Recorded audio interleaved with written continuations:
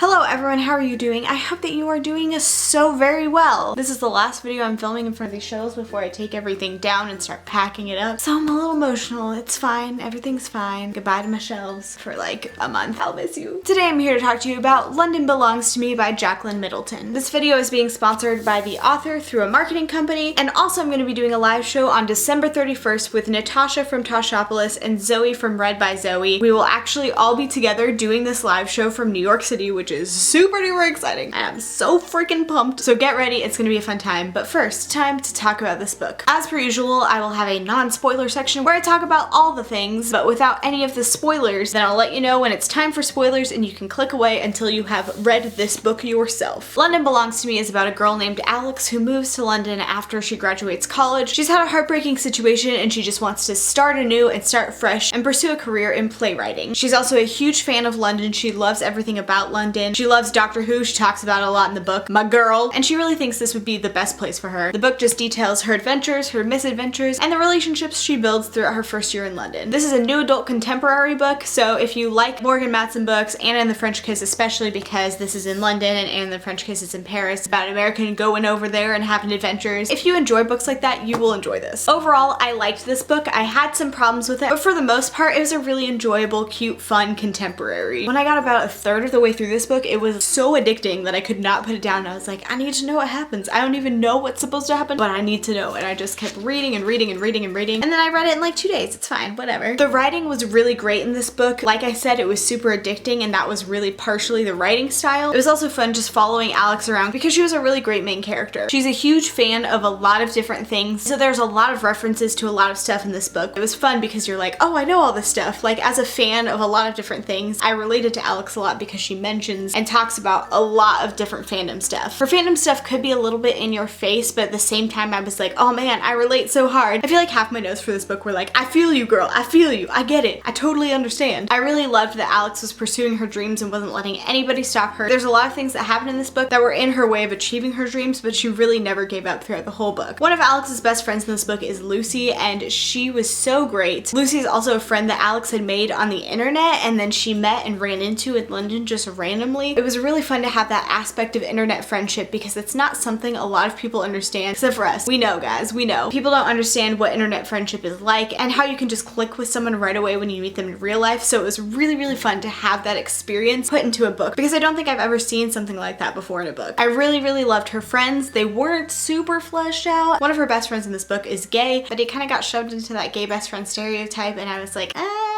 I feel like he was just there to provide that stereotype rather than having his own personality, which is a pretty big problem. Just things that he was saying and things that were said to him and about him felt very like, but he was still so nice and such a great friend to Alex throughout this whole book. Lots of the side characters I just wanted to know a lot more about. They were nice and they did a lot of great things for Alex, but I didn't know a lot about them personally or about their personality types, and I wanted to know more. Especially her family that you meet a little bit later in the book, I wanted to know so much more about them. I also didn't really love that the main antagonist was a girl. I relied heavily on the jealous girlfriend stereotype, and I just was like, why is that necessary? Why do we gotta pit girls against each other, especially over a guy? Even though that character was super evil and she did a lot of things that made her a good villain, I didn't agree with the fact that she was the villain, if you know what I'm saying. The plot was very fun. Lots of fun things happened, but it didn't feel super cohesive. It just kind of felt like a random mishmash of things of her life. But some contemporaries are like that. It's just like following someone on their day-to-day life. That being said, I still loved her adventures in London. I loved the different references to things in London because I've seen some of the stuff in London. I was there for like a couple hours on a layover and I was like, oh, I know what you're talking about. And it made me really excited to like know about the tube and know about different stuff and things that she was referencing. I was like, I've been there. I know that. So cool. There's also a lot of mention of mental illness in this book, especially panic attacks. I've never really dealt with panic attacks, so I don't know the accuracy of it, but it was really nice to see that at least portrayed in this book and seen in this book. And that's all that I have for non-spoilery section. My star rating for this book was a 3.5 out of 5 stars. I enjoyed it. If it sounds interesting to you, you should get it. You should read it. I'll leave all the information for this down below. You can go check it out. You can go buy it for yourself. Buy yourself a nice little Christmas present. And now we're gonna talk about spoilers. So bye bye, bye, bye.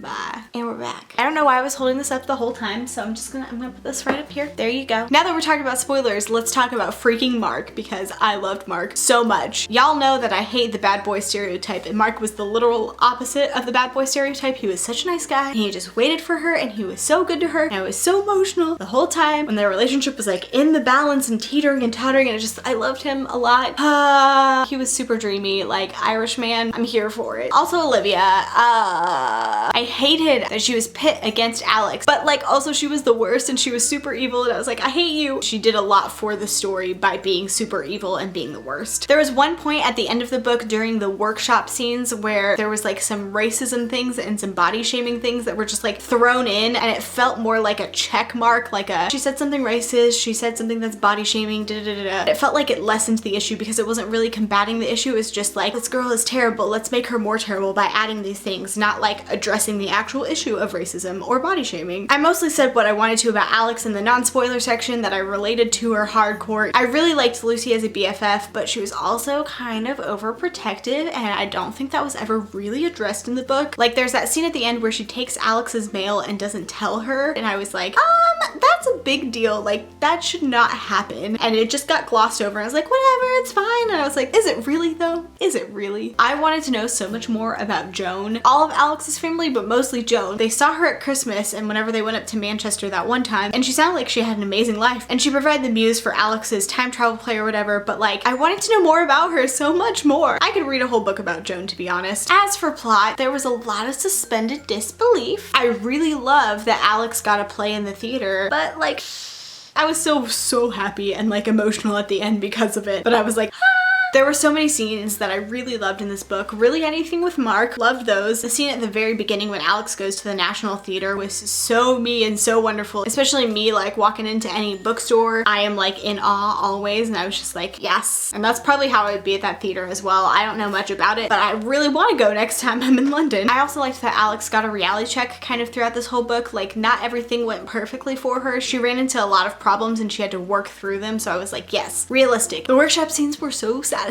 When she was calling Olivia out on her inconsistencies in the story, it was just like, yes girl, you stole my story and I'm coming for you. So much yes, so much yes. And whenever it ended with a Doctor Who quote, I just got very emotional and I was like, my heart, it's so warm. I love it a lot. I cried a little bit, it's fine. And that's it. I know it's a little bit all over the place, but I wanted to talk about a few different things and not make this too dang long. If you got this far, remember that Zoe, Natasha, and I are doing a live show on December 31st. I'm not sure what time we'll be doing it, but it'll be sometime in the afternoon. So you can watch it before you go do your New Year's Eve festivities. Let me know down below anything about this book that you want to talk about. Remember to do the spoiler enter if you want to talk about spoilers so that you don't spoil anybody else for anything. Thank you so much for watching this video, and I'll see you next time. Bye.